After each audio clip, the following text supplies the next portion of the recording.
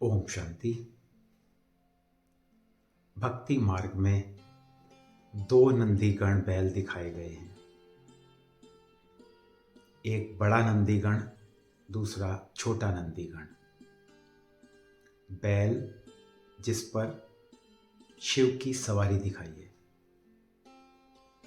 अब हम सभी शिव बाबा के बच्चों को, ब्रह्मा मुख वंशावली बच्चों को ये अच्छी तरह से पता है कि वो दो नंदीगण कौन से हैं।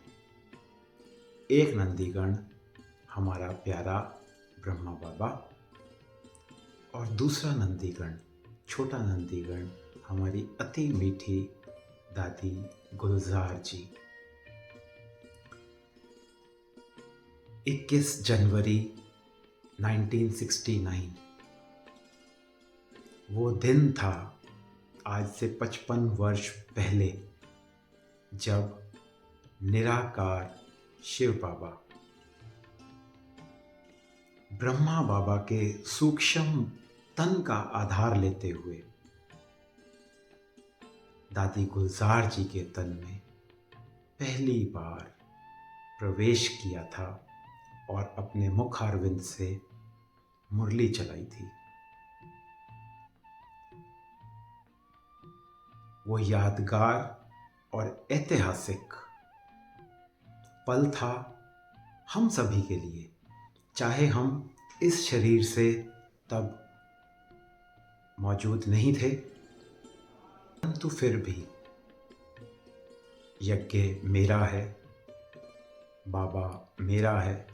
जो कुछ जब कभी भी इस यज्ञ में हुआ वो समझें मेरे साथ भी हुआ, मेरे लिए भी हुआ। तो आज हम वो 55 वर्ष पूर्व जो पहली अव्यक्त वाणी चली, पहली अव्यक्त वाणी, जब निराकार शिव बाबा और ब्रह्मा बाबा भी सूक्ष्म वतनवासी हो चुके थे 18 जनवरी 1969 को। पहली बारी शिव बाबा और ब्रह्मा बाबा दोनों, वो दो आत्माएं दादी गुलजार जी के तन में आई और नाम हो गया बाप और दादा। तो वो जो पहली मुरली चली अव्यक्त वाणी, आज हम उसको सुनेंगे। और इस मुरली में बाबा ने, हमने गिनती किए तो लगभग 18 डायरेक्शंस कि ये यज्ञ आगे कैसे चलेगा, वो बाबा ने दिए। अब आप सभी भी गिनते भी जाएंगे और बहुत ध्यानपूर्वक इस अव्यक्त वाणी को अवश्य सुनेंगे। तो शुरू करते हैं हम ये वाणी।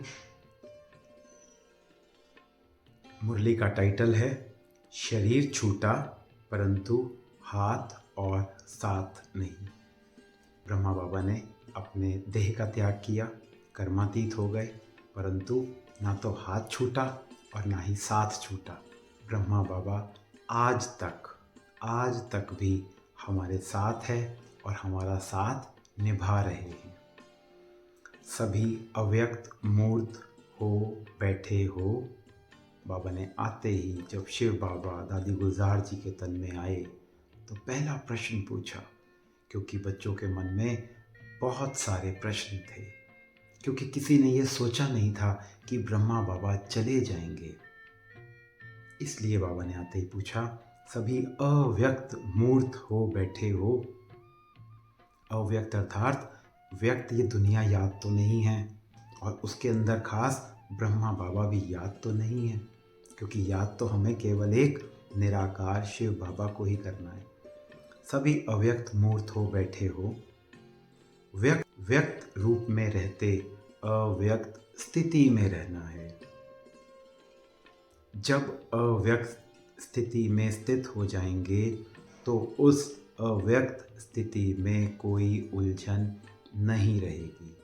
मन में जो बहुत सारी उलझनें थी, प्रश्न चल रहे थे, बाबा ने कहा जब आप अव्यक्त स्थिति में स्थित हो जाएंगे तो मन में कोई भी उलझन नहीं रहेगी। और ये बातें केवल एक उस दिन के लिए नहीं थी, केवल एक उस वाक्य के लिए नहीं थी कि ब्रह्मा बाबा चले गए।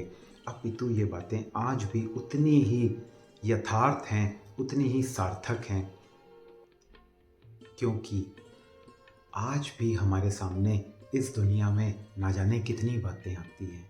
तो उस समय हमें यही बाबा के महावाक्य याद करने हैं, अव्यक्त स्थिति में कोई उलझन नहीं रहेगी। वर्तमान समय चल रहे सभी पाठ आप बच्चों को अति शीघ्र अव्यक्त बनाने के साधन हैं। जो भी कुछ हो रहा है, जो भी कुछ आज इस मुरली को आज वर्तमान स्थिति जो दुनिया की चल रही है उसके साथ जोड़ करके देखिए। जो भी कुछ हो रहा है, युद्ध लगे हुए हैं दो देशों के बीच में, जो भी कुछ हो रहा है वो सब किस लिए है? हम बच्चों को अति शीघ्र अव्यक्त बनाने के साधन हैं। डगमग होने की ज़रूरत नहीं। डगमग कैसे? यहाँ से डगमग, ऊपर नीचे, no questions, absolutely no questions, कोई प्रश्न नहीं, प्रश्नों से पार, प्रसन्नचित्त। शुरू में यज्ञ की स्थापना भी अनायास ही हुई थी। अचानक ब्रह्मा बाबा को पता थोड़ी ना था कि शिव बाबा मेरे अंदर प्रवेश कर जाएंगे और आकर के ये ज्ञान सुनाएंगे। अनायास ही हुई। जब आप शुरू में यज्ञ की स्थापना में आए थे तो आप सभी से निश्चय के पत्र लिखवाए थे। रोंगटे खड़े होते हैं इन बातों को पढ़कर, बाबा के महावाक्यों को पढ़कर। निश्चय के पत्र लिखवाए थे। हमने वो पत्र इन नैनों से देखे हैं। वो आज भी हमारे सहारनपुर सेंटर पर रखे हुए हैं। हमारे लौकिक दादा दादी और वो जो 4-5 परिवार थे उनके सदस्यों ने जो वो पत्र लिखे थे, परिवारों ने, फ़ोटोज़ लगी हुई हैं, साइन हैं। कमाल था वो समय, कमाल था। यही निश्चय लिखवाते थे कि अगर ब्रह्मा चला गया तब भी हमारी अवस्था, उसमें ये लिखा जाता था अगर ब्रह्मा बाबा भी चले जाएं तब भी हमारी अवस्था, हमारा निश्चय अटल रहेगा। वह निश्चय पत्र याद है? बाबा पूछ रहे हैं, याद है? निश्चय उसको कहा जाता है जिसमें किसी भी प्रकार का, किसी भी स्थिति अनुसार, किसी भी प्रकार का, किसी भी स्थिति अनुसार विघ्न के समय संशय नहीं आता। परिस्थितियां तो बदलनी ही हैं। जो आज स्थितियां चल रही हैं ये भी बदल जाएंगी। परिस्थितियां तो बदलनी ही हैं, बदलती ही रहेंगी। लेकिन आप जैसे गीत गाते हो ना, बदल जाए दुनिया ना बदलेंगे हम, तो ऐसे ही आप सभी निश्चय बुद्धि आज के संगठन में बैठे हुए हो। बाबा पूछ रहे हैं, जो सामने संगठन था, योग तपस्या चल रही थी, योग भट्टी चल रही थी 18 तारीख से 21 तारीख तक। और 21 तारीख को जब भोग लग रहा था बाबा को, तब बाबा की पधरामणि हुई पहली बार। और सब आश्चर्यचकित थे। जब दादी गुलजार जी के नैन खुले तो वो नैनों से दादी गुलजार नहीं देख रहे थे, अपितु बाप और दादा देख रहे थे। जो वाणी थी वो दादी गुलजार जी की नहीं थी, अपितु शिव बाबा की थी। शिव बाबा की थी, ब्रह्मा बाबा की नहीं थी। कैसे? यह मुरली में आगे बाबा स्वयं स्पष्ट करेंगे। आपकी मम्मा, मम्मा अर्थात जगदम्बा सरस्वती माँ, हमारी माँ, आप सबको कहा करती थी कि निश्चय के जो भी आधार अब तक खड़े हैं, निश्चय के आधार मतलब जिसके भी बेसिस पर हम इस ज्ञान में चल रहे हैं, वो कोई भी हो सकता है, वो कोई व्यक्ति हो सकता है, वो मुझे देख के कोई चल रहा हो, दीदी को देख कर चल रहा हो, तो ये सारे हमारे आधार हैं। वह सब आधार निकलने ही हैं और निकलते हुए भी उसकी नींव मजबूत है। सारे आधार निकल जाएं, कोई भी चला जाए, कोई भी चला जाए, परंतु तब भी इस यज्ञ का जो नींव है वो मजबूत है। क्यों मजबूत है? क्योंकि ये परमात्मा का कार्य चल रहा है, किसी देहधारी का नहीं है। जाएगा कौन? देहधारी जाएगा ना, तो शिव बाबा तो है। अगर नींव मजबूत नहीं तो आधार की आवश्यकता है। अब अगर हमारा भी कनेक्शन नींव के साथ नहीं होगा, शिव बाबा के साथ नहीं होगा और किसी के साथ होगा, तो फिर क्या होगा? फिर तो हम भी एक दिन टूट के गिर ही जाएंगे। तभी हमारे को आधारों की आवश्यकता होती है। आधार कौन सा? बाबा का आधार। संगठन का आधार, परिवार के नियमों का आधार नहीं छोड़ना। संगठन में एक होकर के रहना है, इस एकता में रहना है। परिवार के नियमों का आधार, जो यज्ञ के हमारे नियम हैं, उनको कभी नहीं छोड़ना, ये हमारा आधार होना चाहिए। कोई व्यक्ति विशेष आधार नहीं होना चाहिए, पर नियम कायदे ये हमारे आधार होने चाहिए। परंतु परीक्षा के समय जो सीन सामने आती है उसमें निश्चय तो नहीं टूटा। निश्चय अटूट होता है। निश्चय है तो वो अटूट है, जो टूट गया वो निश्चय ही क्या, वह तोड़ने से टूटता नहीं। ऐसे ही निश्चय बुद्धि गले के हार हैं। तो गले के हार कौन बनेंगे? जो निश्चय बुद्धि होंगे। क्या ब्रह्मा आपका बहुत प्यारा है? बाबा पूछ रहे हैं, शिव बाबा पूछ रहे हैं, क्या ब्रह्मा आपका बहुत प्यारा है? था नहीं परंतु है। था नहीं, बाबा ने ये नहीं कहा था, बाबा ने कहा है। तो क्या वह नहीं कहा करते थे? बाबा क्या नहीं कहा करते थे? बातें तो सभी बोली हुई हैं। ब्रह्मा बाबा ने भी सब कुछ इनडायरेक्टली, आज हम उन मुरलियों में सुनते हैं, आता है। जब बाबा कहा करते थे कि अगर ब्रह्मा भी चला जाए, एक दिन ब्रह्मा भी चला जाएगा। बातें तो सभी बोली हुई हैं। समय पर याद आना ही तीव्र पुरुषार्थ है। वेरी इंपॉर्टेंट, अंडरलाइन कर लीजिए। समय पर ज्ञान का पॉइंट याद आ जाए, यही तीव्र पुरुषार्थ है। याद करो, बाबा याद दिला रहे हैं आज। वाह, याद करो। वह भी आप बच्चों को मजबूत बनाने के लिए कहते थे।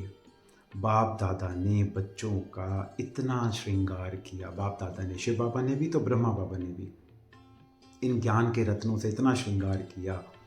तो क्या बच्चे इतना श्रृंगारधारी नहीं बने? अब बाबा पूछ रहे हैं, बाबा इतना श्रृंगार किया, शिव बाबा ने भी, ब्रह्मा बाबा ने भी, तो क्या अभी हम इतना श्रृंगारधारी नहीं बने हैं?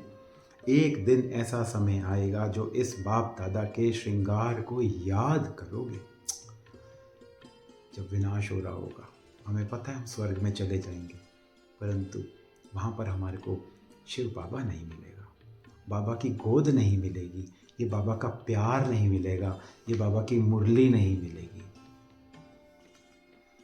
तो बाबा कह रहे हैं एक दिन ऐसा आएगा जब बाप दादा के श्रृंगार को याद करोगे।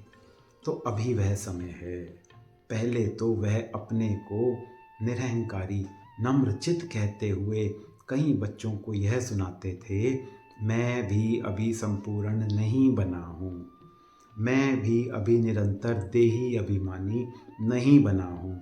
लेकिन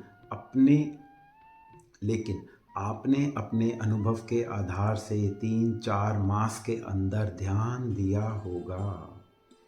बाबा के अव्यक्त होने से, यानी कि जनवरी से 3-4 मास पहले बाबा कह रहे हैं आपने ध्यान दिया होगा, सम्मुख मिलने का सौभाग्य प्राप्त हुआ होगा, तो अनुभव किया होगा कि यह ब्रह्मा अब साकारी नहीं लेकिन अव्यक्त आकारी रूपधारी है। उस समय की जो दादियाँ थी, अभी की दादियाँ, उस समय की वो बहनें, तो वो अपने अनुभव बताती थी। लिखे हुए हैं आज कि ब्रह्मा बाबा को कहा करती थी कि बाबा हमें ऐसा ऐसा लगता है आपको देख करके कि वो जो ऊपर अव्यक्त बाबा है ना, और आप अभी एक जैसे लगने लगे हो। तो बाबा कहते थे बच्ची तुम्हारा ना योग ठीक नहीं है। जबकि बाबा को पता था ये सब कुछ क्या होना है, परंतु कहीं वो बच्ची सबको कुछ ना बताए, तो बाबा बोलते थे बच्ची तुम्हारा ना बाबा के साथ, शिव बाबा के साथ योग ठीक नहीं है, योग में बैठो। और बाबा उनको मधुबन से भी भेज दिया करते थे कि कहीं वो मधुबन में और बहनों को, भाइयों को ना बता दे। तो बाबा कह रहे हैं आपने अनुभव किया होगा जिन्होंने साकार में उस समय 3-4 महीना पूर्व मुलाकात की। कुछ वर्ष पहले ब्रह्मा छोटी छोटी बातें सुनते थे, समय देते थे, लेकिन अब क्या देखा, लास्ट में क्या देखा 3-4 मास पहले, इन छोटी छोटी बातों को ना सुनने का कारण क्या था? यह समय निरंतर याद में बीते। ब्रह्मा बाबा क्या चाहते थे उस समय कि वो जो समय है वो छोटी छोटी बातों में ना जाए, निरंतर याद में बीते। आज हमारा भी लक्ष्य यही होना चाहिए कि हमारा जो समय है वो निरंतर याद में बीते, छोटी छोटी बातों में हम ना फंसते रहें, ना उलझते रहें। क्या आप बच्चों ने उनके तन द्वारा कभी नोट नहीं किया कि उनके मस्तक में सितारा चमकता हुआ नजर आता था? अव्यक्त स्थिति में जो होंगे, जो उस समय अव्यक्त स्थिति में होंगे, उन्होंने अव्यक्त मूर्त को जाना और पहचाना। हैं वो बहनें, दादियाँ हैं जो खुद नहीं अव्यक्त अवस्था में रहते थे। उन्होंने अमूल्य रतन को पूरी रीति नहीं पहचाना। खुद को उस अवस्था में पहले स्थित करना पड़ेगा, तब हम सामने वाले को, चाहे वो ब्रह्मा बाबा भी थे, तभी हम सामने वाले में वो वाली स्थिति को अनुभव कर सकते हैं। अभी भी आप बच्चों की पालना ब्रह्मा द्वारा ही होगी। डायरेक्शन गिनने शुरू कर दीजिए। अभी भी आप बच्चों की पालना ब्रह्मा द्वारा ही होगी। स्थापना के अंत तक ब्रह्मा का ही पाठ है। अभी आप सभी बच्चे सोचते होंगे, ब्रह्मा द्वारा पढ़ाई कैसे होगी? पहले तो शिव बाबा ब्रह्मा बाबा के तन में आते थे और आकर के मुरली सुनाते थे।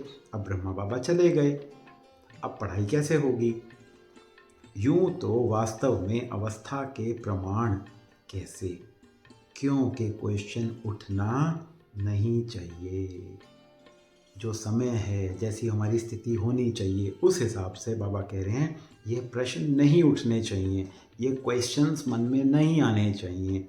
लेकिन कई बच्चों के अंदर प्रश्न तो क्या, लेकिन काफ़ी हलचल का सागर शुरू हो गया है। एक आध प्रश्न नहीं है, हलचल है, सागर उथल खा रहा है। यह पहला पेपर बहुत थोड़ों ने पास किया। मतलब जब ब्रह्मा बाबा गए तो उस समय मेरी स्थिति कैसी रही? अगर मैं स्टेबल रहा तो यानी कि मैंने पेपर को क्रॉस कर लिया, पास कर लिया। और अगर नहीं और मैं रोया और मेरे मन में क्वेश्चंस उठे, यानी कि मैं फेल हो गया। कुछ तो धैर्य रखो, बाबा कह रहे हैं कुछ तो धैर्य रखो। जब अविनाशी यज्ञ है, अविनाशी पढ़ाई है, तो फिर यह प्रश्नों की हलचल क्यों? फिर भी उसी हलचल को शांत करने के लिए समझा रहे हैं। बाबा का आना ही इसीलिए हुआ कि सबसे पहले वो बाबा आकर के हमारी हलचल को शांत करें। डायरेक्शन सुनने शुरू करेंगे, नोट करने शुरू करेंगे। क्लास जैसे चलती है वैसे ही चलेगी। मुरली क्लास। जो ब्रह्मा का तन मुकर्रर है, तो मुरली उसी के तन द्वारा जो चली है वह मुरली है। जो ब्रह्मा बाबा के तन द्वारा शिव बाबा ने आकर के मुरली उच्चारित की, मुरली वही है। मुरली वही है। और संदेशियों द्वारा थोड़े समय के लिए जो सर्विस करते हैं, उनको मुरली नहीं कहा जाता। जो संदेश का पाठ है, संदेशी जाती है, सूक्ष्म वतन से जाकर के संदेश लेकर आती है, वो मुरली नहीं कहलाई जाती। उस मुरली में जादू नहीं है। वो तो एक साक्षात्कार हुआ उनको और वो आकर के उन्होंने सुनाया, इसलिए वो मुरली नहीं है। यहाँ तो ये तो शिव बाबा स्वयं बोल रहा है, मुरली वो जो शिव बाबा बोले वो मुरली। कोई संदेशी आकर के संदेश सुनाए वतन का, वो मुरली नहीं है, क्योंकि उस मुरली में जादू नहीं है। बाप दादा की मुरली में ही जादू है। इसलिए जो भी मुरलियाँ चल चुकी हैं वह सभी रिवाइज करनी है। हम आज कर रहे हैं, वही कर रहे हैं। जो भी मुरलियाँ आज हम सेंटर पर सुन रहे हैं, साकार मुरलियाँ रोज़, वो सारी पुरानी मुरलियाँ हैं जिनको हम रिवाइज कर रहे हैं। डायरेक्शन काउंट कर रहे हैं ना। जैसे पहले पोस्ट जाती थी वैसे ही मुख्य सेवा केंद्र पर आबू से जाती रहेगी। आज भी आती है, 55 वर्ष हो चुके हैं पर आज भी आती है। क्या आपको 1 वर्ष पहले जो मुरली चली थी वह याद है? बाबा पूछ रहे हैं। 1 वर्ष पहले, छोड़िए 1 वर्ष पहले, 1 हफ्ता पूर्व जो मुरली चली थी, क्या वो याद है? कल जो पढ़ी होगी वह भी याद नहीं होगी। कई पॉइंट्स ऐसी हैं जो कई बार पढ़ने से भी बुद्धि में नहीं ठहरती। इसलिए मुरली और पत्र का जैसे कनेक्शन होता है वैसे ही रहेगा। मधुबन से मधुबन से मुरलियाँ भी आएंगी और पत्र भी आएगा, और पत्र आज तक आ रहा है, पत्र पुष्प के नाम से आज तक आ रहा है। जैसे आप मधुबन में रिफ्रेश होने आते हो वैसे ही आएंगे।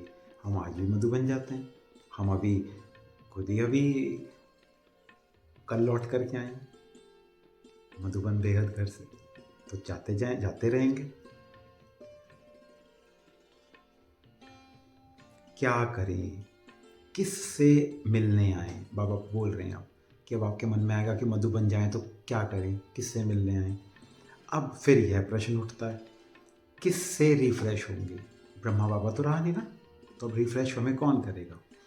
जो लक्की सितारे हैं, अर्थात हमारे बड़े दीदियाँ, दादियाँ, बड़े वरिष्ठ भाई, अर्थात जो निमित्त मुख्य हैं, उनके साथ पूरा संबंध जोड़कर जो भी आपके सेवा केंद्र की रिजल्ट है, समस्याएं हैं, जो भी सेवा केंद्रों की उन्नति है, जो भी नए नए फूल उस फुलवाड़ी से खिलते हैं, नए नए फूल अर्थात बाबा के नए बच्चे, नए नए फूल अर्थात बाबा के नए बच्चे जो बनेंगे, उनको भी संगठन का साक्षात्कार कराने मधुबन में ले आना है। इसका मतलब हमें समय प्रति समय, खासकर नए बच्चों को भी, कोई भी ये ना सोचे कि अब मधुबन में जाकर हम क्या करेंगे। कम से कम साल में एक बार रिफ्रेश होने, अपने आप को चार्ज करने मधुबन अवश्य जाना है। साथ साथ ऐसे संगठन के बीच बाप दादा निमित्त बनी हुई संदेशी द्वारा पूरी सेवा करेंगे। क्या कह दिया बाबा ने? ऐसे संगठन के बीच जब हम सब इकट्ठे होंगे मधुबन में, निमित्त बनी हुई संदेशी कौन? हमारी प्यारी मीठी दादी गुलजार द्वारा पूरी सेवा करेंगे। बाबा बोल रहा है ये मैं करूँगा सेवा, यानी कि बाबा आते रहेंगे और हमसे मिलते रहेंगे। अभी कोई और प्रश्न रहा? बाबा पूछ रहे हैं कोई और प्रश्न रहा भी? अब बाबा अगले प्रश्न पर हमारे को लेके जा रहा है। आप सोचते होंगे कि लोग पूछेंगे कि आपका ब्रह्मा बाबा 100 वर्ष से पहले ही चला गया, क्योंकि ये एक ओपन सीक्रेट है यज्ञ का कि संगम युग 100 वर्षों का है। तो ब्रह्मा बाबा, ना तो ब्रह्मा बाबा की आयु 100 वर्ष की हुई थी और ना ही यज्ञ को 100 वर्ष हुए थे, तो फिर कैसे चला गया? यह तो बहुत सहज प्रश्न है, कोई मुश्किल नहीं है। अब शिव बाबा उत्तर दे रहे हैं, 100 के नज़दीक ही तो आयु थी। यह जो 100 वर्ष कहे हुए हैं यह गलत नहीं है। अगर कुछ रहा हुआ है तो आकार द्वारा पूरा करेंगे। 94 में तो ब्रह्मा बाबा ने शरीर छोड़ा ही था, तो बाबा कह रहे हैं पास ही तो था 100 के, और अगर कुछ बचा भी हुआ है तो वो आकारी रूप से आज भी बाबा पूरे कर रहे हैं वो तो समय। 100 वर्ष ब्रह्मा की स्थापना का पाठ है, वह तो 100 वर्ष पूरा होना ही है, लेकिन बीच में ब्रह्मा के बाद ब्राह्मणों का जो पाठ है अब वह चलना है। ब्रह्मा बाबा चले गए, साकार रूप में तो नहीं है, पर ब्रह्मा बाबा ने जो इतने ब्राह्मणों को तैयार कर दिया, अब उनका पाठ सामने दिखाई देगा। ब्रह्मा ने ब्राह्मण किस लिए रचे? क्या ब्रह्मा अपनी रचना को नहीं देखेंगे? क्या आपको अब संगम पर जिम्मेवारी का ताज नहीं देंगे? अब आपकी रिस्पॉन्सिबिलिटी है, ब्रह्मा बाबा ने आपको दे दी रिस्पॉन्सिबिलिटी। तो सतयुग में देवता कैसे बनेंगे?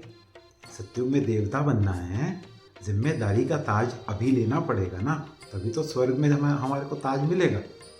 यहाँ की जिम्मेवारी ही वहाँ की नींव डालती है। इसलिए जो भी आप बच्चों से प्रश्न करते हैं उन्हें यही उत्तर दो कि ब्रह्मा की स्थापना तो चलनी ही है।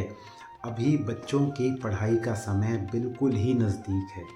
यह तो हर एक मुरली में मम्मा के बाद इशारा दिया। मम्मा कब अव्यक्त हुए? 1965 में।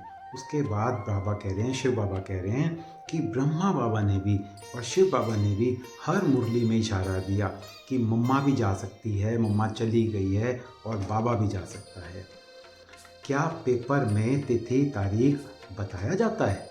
पेपर है ना, एग्ज़ाम है ना ये हमारा, जो पहले से ही बताया जाए उसको पेपर क्या कहेंगे? पहले से ही पेपर लीक हो जाए अगर, कब है, कैसा है, क्योंकि हमारे यहाँ यज्ञ में पेपर कब होगा ये नहीं पता। होगा क्या? नष्टो मोहा स्मृति स्वरूप, सबसे दिल हटी हुई हो, बुद्धि सिर्फ एक बाबा के साथ लगी हुई हो।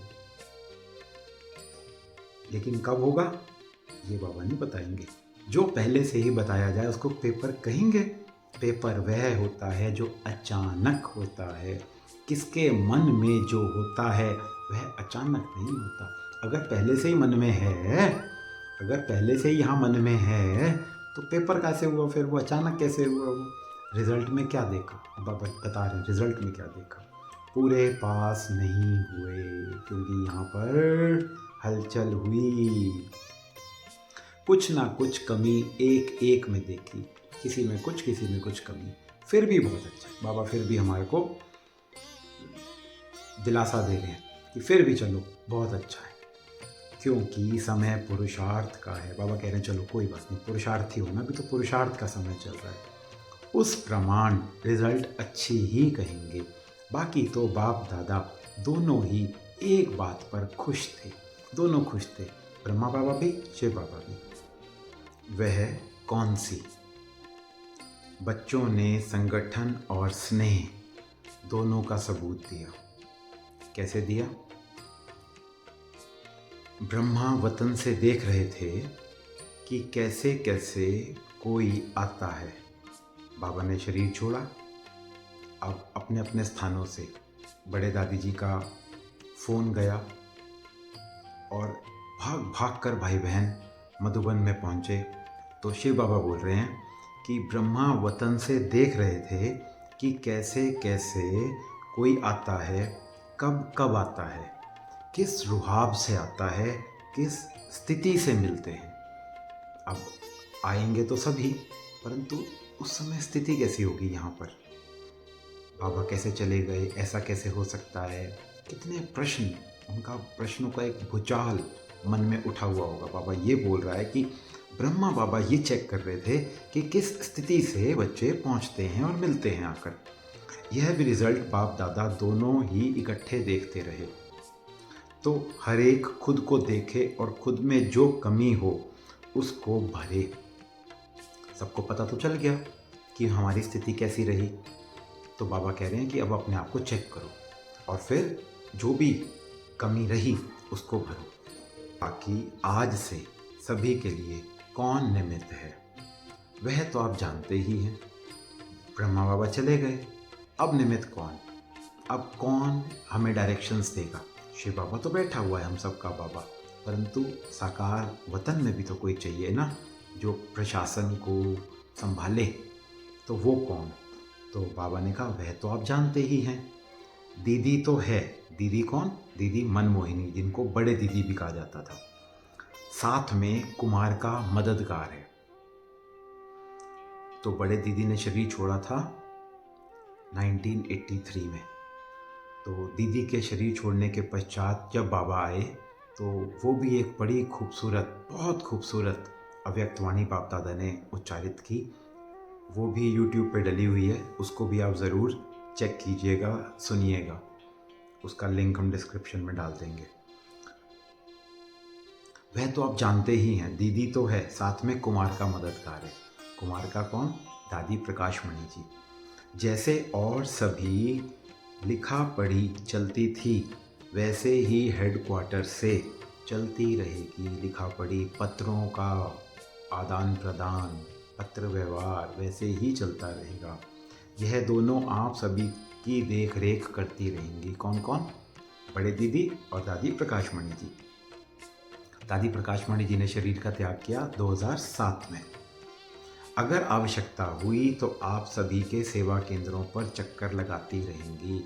ये हमारा सौभाग्य रहा कि दादी प्रकाश मणि जी 92 या 3 में, सहारनपुर में भी 93 में शायद, मैं बहुत छोटा था आयु में, तो बहुत ही छोटा था, मुझे तो याद है। खैर, तो हम सुबह स्कूल जाते थे, मैं शायद प्राइमरी क्लासेस में ही था। तो उन दिनों में हम स्कूल जाया करते थे, तो सुबह दादी जी ने मुरली सुनाई थी। छोटा सा हमारा क्लासरूम था और उसमें बैठकर बिल्कुल हम सामने बैठे हुए थे और मुरली हमने सुनी थी बड़े दादी जी से। बड़े दादी जी अर्थात दादी प्रकाशमणि जी, जिनका दूसरा नाम था कुमार का। लेकिन अब का पेपर क्या है? बाबा ने कहा ये पेपर तो पास हुआ, जिसमें थोड़ी सी कमी भी रही उसको आप ठीक कीजिए, परंतु बाबा अब आगे के लिए हमारे को वार्निंग दे रहे हैं, या हम कहें कि हमें समझानी दे रहे हैं। अब का पेपर क्या है? यह तो अचानक पेपर निकला, अचानक किसी ने सोचा भी नहीं था कि ब्रह्मा बाबा ऐसे चले जाएंगे। परंतु जो आने वाला पेपर है वह बताते हैं। अब आने वाले समय में पेपर कैसे आएगा वह बाबा बता रहे हैं। अब एक मत, अंतर्मुख और अव्यक्त स्थिति में स्थित होकर संबंध में आओ, ये डायरेक्शंस आ रही हैं। अभी हमने कौन सी डायरेक्शन सुनी कि अब से निमित्त कौन बन गए? दीदी और दादी। पत्र व्यवहार वैसे ही चलता रहेगा, और अगर आवश्यकता होगी तो सेंटर पे दीदी दादी चक्कर भी लगाएंगे। उसके बाद फिर अब बाबा पेपर के बारे में बताया, तो बाबा ने कहा एक मत, अंतर्मुख और अव्यक्त स्थिति में स्थित होकर संबंध में आओ। एक मत, सबकी एक मत हो जाए। किसी निष्कर्ष पर पहुंचने से पूर्व हम सबकी अपनी अपनी मतें होती हैं, परंतु हम सब ने अपनी अपनी मतें दी, मालिक बनकर दी, और उसके बाद बड़ों ने, निमित्त ने एक निर्णय लिया, उसको अब हम सभी बालक बनकर के स्वीकार करें और एक मत होकर के सेवा में लग जाए। ये अर्थ हुआ एक मत। फिर अंतर्मुख, अंतर्मुख मतलब कम बोलना, मुख से भी और मन से भी कम बोलना। और अव्यक्त स्थिति, व्यक्त भाव में ज़्यादा नहीं आना, बाह्य मुक्ता नहीं, अव्यक्त।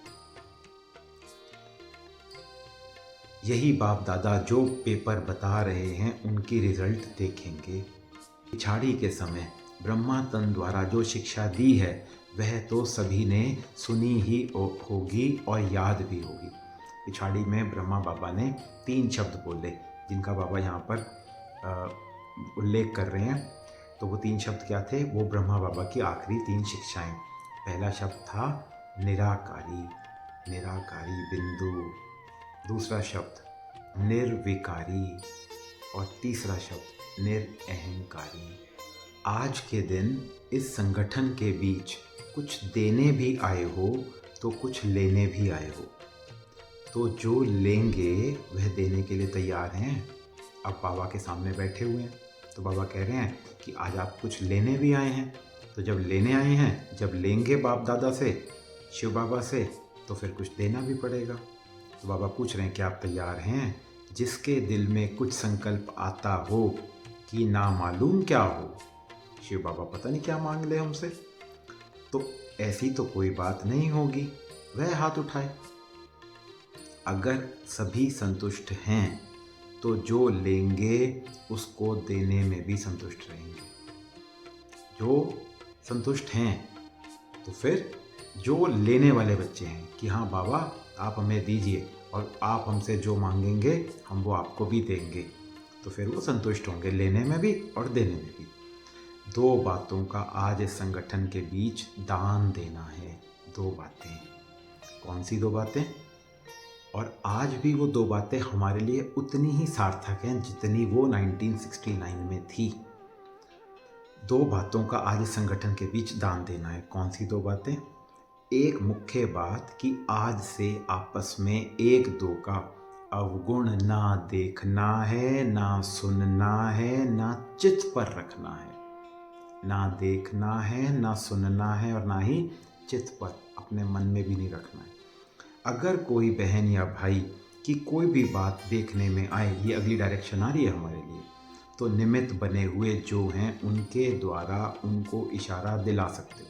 जो निमित्त पड़े उस समय की दीदी दादियाँ, आज की हमारी बड़ी बहनें, उन निमित्त बहनों को, हमारे सेंटर की निमित्त बहनें हैं जो भी, तो उनको हम बता भी सकते हैं, और उनके द्वारा हम जिसमें हमने कमी देखी है उसको इशारा दिला सकते हैं।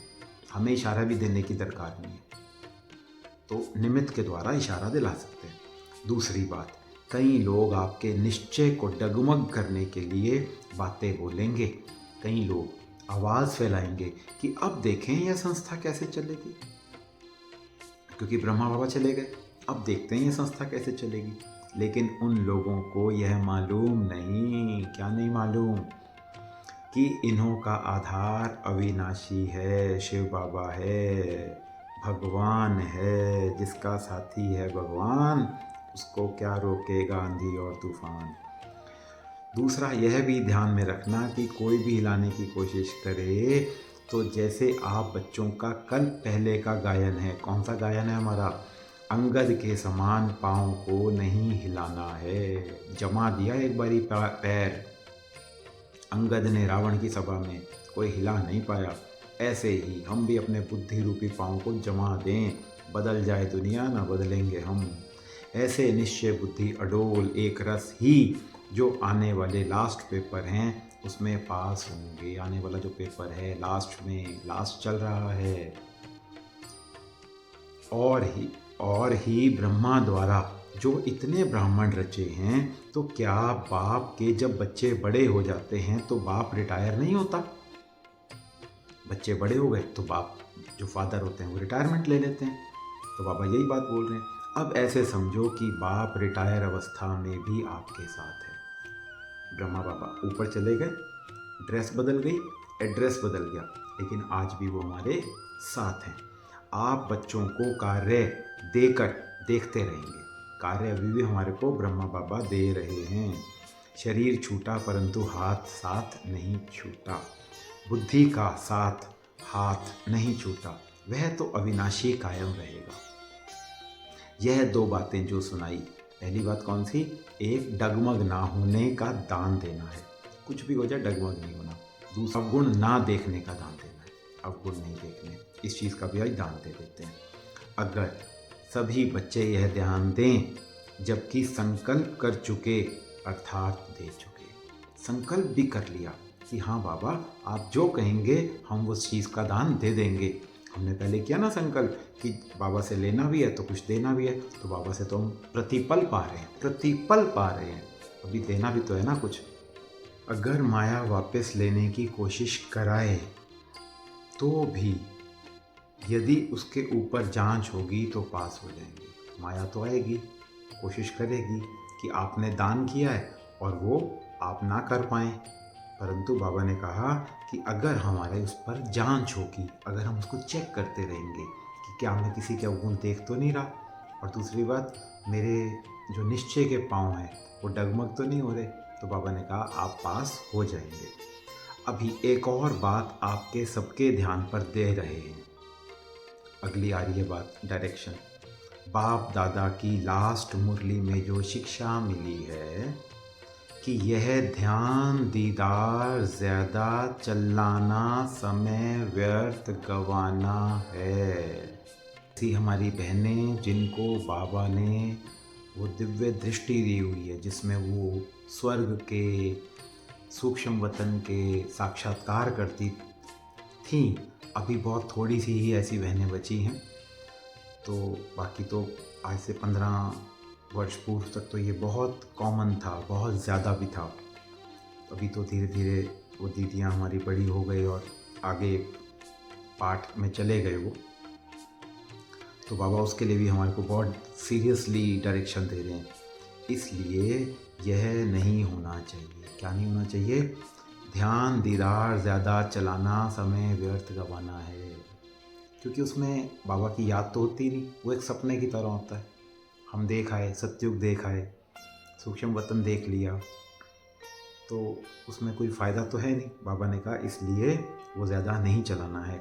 ऐसा ना हो संदेशियों द्वारा सेंटर पर जो पाठ चले उसे आप चेक ना कर पाओ। इसलिए यह निमित्त बनी हुई दीदी और कुमार का, फिर से वही हमारे प्रशासनिक हेड बने, जिस संदेशी को मुकर्रर अर्थात निमित्त बनाएंगे, मुकर्रर करेंगे, उन्हों के द्वारा डायरेक्शन मिलेंगे। और नंबर 1 हमारी संदेशी रही हमारी दादी गुलजार। उनका भी पाठ था ट्रांस में जाने का, और वो सबसे अच्छी नंबर 1 संदेशी। नंबर 1 संदेशी का जो अर्थ है वो ये है कि जो वहाँ सूक्ष्म वतन में देखा, जो बाबा से बाप दादा से बातचीत हुई, जो सतयुग का साक्षात्कार हुआ, या जो सूक्ष्म वतन में बाप दादा से दादी जी की बातचीत हुई, डायरेक्शंस मिले, वो एज इट इज़ आकर के साकार वतन में वो मैसेज सबको दिया। एक्यूरेसी थी, इसलिए वो रही नंबर 1 संदेशी। इस पाठ के लिए भी जिनको निमित्त बनाएंगी उस द्वारा ही रहस्य स्पष्ट होंगे। रहस्य यज्ञ के हों, आने वाले भावी समय के हों, वो सारे रहस्य। कोई भी अगर हमें यज्ञ के बारे में बात पूछनी है तो जो निमित्त जिस बहन को बनाया जाएगा, जैसे हमारे दाती गुलजार रहे, मोहिनी दीदी रहे, बहुत सारी और भी दीदियाँ बहनें रही हमारी, आज भी हैं निमित्त, तो उन्हीं के द्वारा ये पाठ चलेगा। जैसे पिछाड़ी की मुरली में यह भी डायरेक्शन था कि भोग के समय वैकुंठ आदि में जाना व्यर्थ समय गंवाना है। बैठे भोग लगाने और हम चले गए ट्रांस में, तो 15-20 मिनट आधा घंटा वेस्ट हो गया ना, उसमें योग तो लगा नहीं। क्योंकि यह घूमना फिरना अब शोभता नहीं। कब नहीं शोभता? 1969, 21 जनवरी 1969 को बाबा बोल रहे हैं, यह उस समय नहीं शोभता। और आज हम ये मुरली सुन रहे हैं 55 सालों के बाद। मेरी लौकिक आयु 55 वर्ष की नहीं है और आप में से भी कईयों की नहीं होगी। तो ज़रा सोचिए, हमने ये चोला धारण नहीं किया था जब बाबा ने कहा यह इस समय नहीं शोभता, मतलब समय कम है। और अब ज़रा सोचिए हमारे लिए और आपके लिए समय कितना कम है। अब तो निरंतर याद की यात्रा और जो शिक्षा मिली है उसे प्रैक्टिकल लाइफ में धारण करने का सबूत देना है। अगर ब्रह्मा बाबा के साथ स्नेह है तो स्नेह की निशानी क्या है? जिसके साथ भी स्नेह होता है उसके साथ उसकी निशानी क्या होगी? मेरा किसी व्यक्ति के साथ भी स्नेह है तो जो उसको पसंद होगा वही मैं करूँगा। गीत भी तो बना है, जो तुमको हो पसंद वही बात करेंगे। तुम दिन को रात कहो, हम रात कहेंगे। तो बाबा ने कहा स्नेह है तो उसकी निशानी क्या है? स्नेह यह है नहीं कि 2 आंसू बहा दिए, परंतु स्नेह उसको कहा जाता है जिस चीज़ से उसका स्नेह था उससे आपका हो। जिस चीज़ से ब्रह्मा बाबा का स्नेह था उसी चीज़ से अब आपका भी स्नेह हो। उसका स्नेह था सर्विस से, सेवा, सबको संदेश मिल जाए कि भगवान इस सृष्टि पर आया हुआ है। पिछाड़ी में भी सर्विस का सबूत दिया ना, अंत समय तक सेवा की, अंत समय तक। कोई दिन ऐसा नहीं गया जिस दिन बाबा ने मुरली ना चलाई हो। ब्रह्मा बाबा ने, ब्रह्मा तन में शिव बाबा आए, ऑपरेशन था, उस दिन भी बाबा ने मुरली चलाई। वंडर था हमारा बाबा। तो स्नेह कहा जाता है सर्विस से प्यार, उनकी आज्ञाओं से प्यार। सर्विस से प्यार, आज्ञाओं से प्यार। बाकी कोई भी ऐसा ना समझे कि ना मालूम बिना हम बच्चों की छुट्टी के, हम बच्चों से छुट्टी तो ली नहीं बाबा ने।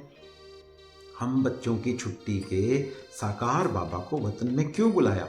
शिव बाबा से कंप्लेंट ना करें, मन में संकल्प ना आए ये, लेकिन छुट्टी दिलाते। शिव बाबा कह रहे हैं अगर मैं छुट्टी दिलाता तो क्या आप देते? आप ब्रह्मा बाबा को जाने देते? क्या उत्तर देंगे आप? सभी का एक ही उत्तर होगा, नहीं बाबा। बाबा ने इसीलिए छुट्टी नहीं दिलाई। ड्रामा में पहले भी देखा कि जो भी गए छुट्टी लेकर नहीं गए। इसलिए यह समझो कि ब्राह्मण कुल की ड्रामा में यह रस्म है। ब्रह्मा बाबा से पहले जितने भी गए, हमारी मम्मा गई 1965 में, और भी बड़ी बहनें गई, बड़े भाई गए, तो कोई भी छुट्टी लेकर नहीं गया। तो बाबा ने कहा यह हम ब्राह्मण कुल की ड्रामा में नूंद है, यही रस्म है। जो ड्रामा में नूंदी हुई है वह रस्म चली, अब भी चली 69 में ब्रह्मा बाबा के साथ। यूं तो समझते हैं कि आप सभी का बहुत प्यार साकार के साथ था नहीं, है भी। प्यार नहीं होता तो इस सभा में कैसे होते? कैसे भाग भाग कर आ गए उस सभा में? साकार में फॉलो करने के लिए इनका ही तन था, तो प्यार क्यों नहीं होगा? ब्रह्मा बाबा सामने था तो सब उनको देख करके फॉलो करते थे, तो जब फॉलो करते थे तो प्यार तो था ही। स्नेह था और है भी, यह बाप बच्चों की निशानी है। इससे साकार भी वतन में मुस्कुरा रहे हैं। देखिए बात क्लियर हो गई यहाँ पर। साकार यानी कि ब्रह्मा बाबा वतन में, शिव बाबा तो देख पा रहे हैं ना कि वो वतन में बैठा हुआ है ब्रह्मा बाबा, और वो मुस्कुरा रहे हैं। बच्चों का स्नेह है तो क्यों मेरा नहीं। ये ब्रह्मा बाबा कह रहे हैं कि अगर बच्चों का स्नेह है तो क्या मेरा नहीं है। लेकिन वह जानते हैं, ब्रह्मा बाबा जो इस समय ऊपर बैठे हुए हैं, ब्रह्मा बाबा उस दिन नहीं आए, सिर्फ शिव बाबा आए 21 जनवरी 1969 को।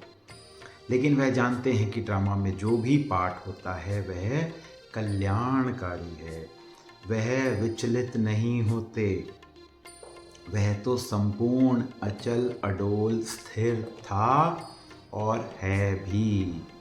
लेकिन आप बच्चों से 1000 गुना स्नेह उसमें जास्ती है। हम बच्चों का तो स्नेह है ब्रह्मा बाबा के साथ भी, परंतु शिव बाबा क्या कह रहे हैं कि ब्रह्मा बाबा का स्नेह हम बच्चों के साथ आपके स्नेह से 1000 गुना जास्ती है। अब स्नेह का सबूत देना है। अब हम बच्चों को उस स्नेह का सबूत देना है। और सबूत क्या? जिस चीज़ से ब्रह्मा बाबा को प्यार, उस चीज़ से हमें प्यार। ब्रह्मा बाबा को किस चीज़ से प्यार? सर्विस से। आया था ना अभी पिछले पेज पर, सर्विस से प्यार और अचल अडोल स्थिति। यह भी एक छिपने का खेल है। ब्रह्मा बाबा छिप गया, हम बच्चे प्रत्यक्ष हो रहे हैं और अब हम बच्चों को शिव बाबा और ब्रह्मा बाबा दोनों को प्रत्यक्ष करना है। तो विचार सागर मंथन करो, हलचल का मंथन ना करो। तो विचार सागर मंथन करो, हलचल का मंथन ना करो। मतलब ये नहीं कि ऐसा क्यों हुआ, ब्रह्मा क्यों चला गया, ब्रह्मा बाबा ने तो कहा था लास्ट तक रहूँगा, साथ इकट्ठे जाएंगे, इकट्ठे राज्य में आएंगे, फिर क्यों चला गया। No questions. जो शक्ति ली है उनको प्रत्यक्ष में लाओ। भारत माता शक्ति अवतार अंत का यही नारा है। अंत समय चल रहा है और यही अंत का नारा है। सन शोज फादर, हम सन हैं, मैं भी सन हूँ, आप भी सन हैं, बहनों या भाइयों, वी ऑल आर ब्रदर्स।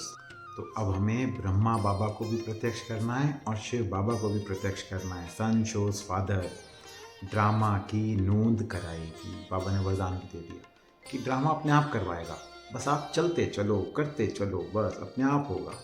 साकार बाबा ने कहा। अब ब्रह्मा बाबा ने क्या मैसेज दे करके शिव बाबा को भेजा आज, तो ब्रह्मा शिव बाबा भी मैसेज लेकर के आया आज। साकार बाबा ने कहा, मैं बच्चों से मिलन मनाने आऊंगा। अगर आज आ जाता तो बच्चे आंसू बहा देते।